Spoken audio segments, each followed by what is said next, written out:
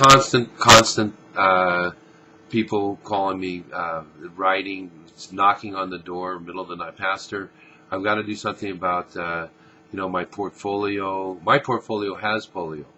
So I mean, I didn't take the vow of poverty, incidentally, and so many of you think I did. My neighbors certainly think I did. But anyway, it is what it is, and I say if you've got good drinking water, I think good drinking water is my number one thing, and then I like the climate, right? I'm not a snowshoe, snowboard, snowmobile guy, huh? Just not, don't even know about it. Don't want to hear one, don't see one, anything like that. So I'm happy where I live in terms of that. But I think you got good climate, good water, good air. You're way ahead of the game, way ahead of the game. So now you're whining about the economy and the debt ceiling and all that stuff that you have no idea what you're talking about. Because no one knows what they're talking about on this stuff. All it is greed. All you got to understand is GR, and then finish it off, huh? Finish it off for me. Greed, and that's what motivates the entire system. And so this stock market thing is especially galling, though, isn't it? Here's the Wall Street, huh?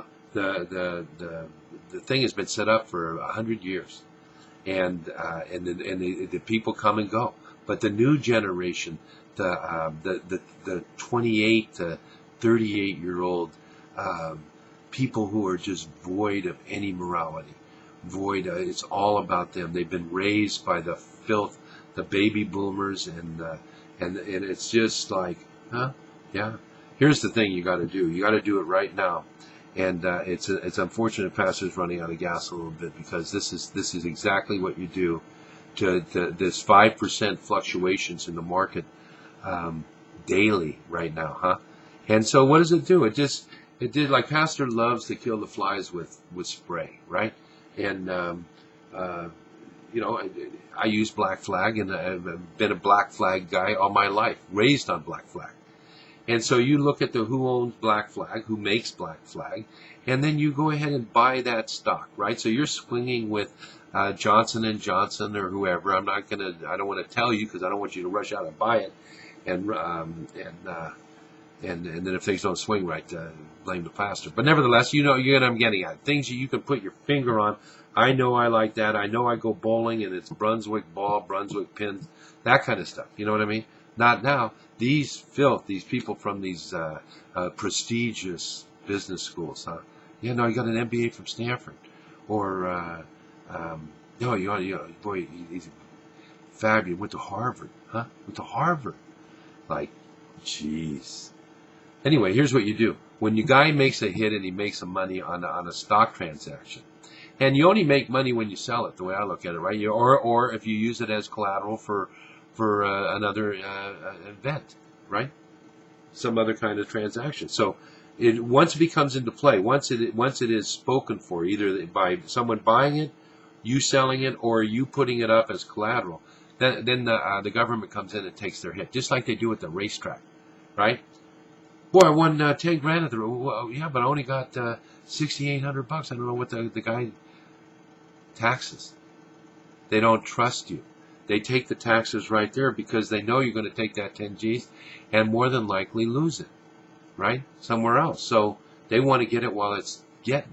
They want their plate full. So that's what you do. And that'll get these hedge funds and all this that are the computer generating trading and stuff like that. No, that's ruining the whole scene. And there's people who don't care. And here's what's really sick. These people who make all this money, they wind up losing it themselves. It's not like they go and constant, have a 50-year run of just chipping away at it and spreading it around in the community for the brick mason and the chimney sweep and the maids and the chauffeur and all. No way. Those clowns have blown it. The what goes on in Aspen and on these resort towns and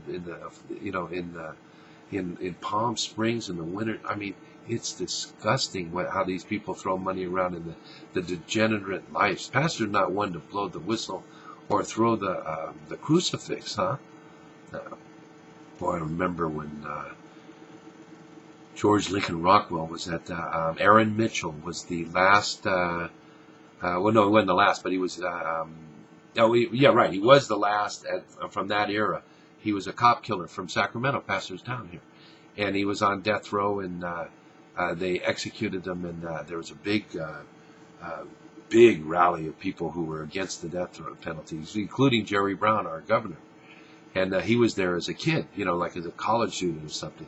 And this Lincoln Rockwell, he was the head of the American Nazi Party. And he had a 4x4, no, 2x4 and a piece of plywood. Gas, the only answer for black crime and red terror. And he was swinging it, huh? So, I don't know how I got onto that. And that's unsettling for me also. For the life of me, I don't know why I would talk about George Lincoln Rockwell in this kind of situation. He was a moron. When he finally got assassinated, they call it. That word is way too loosely used. Assassinated. He got popped at a strip mall, coming out of a laundromat, and his last words were, "I forgot my bleach." Huh? Anyway. Yeah, these traitors. They have to be dealt with right now.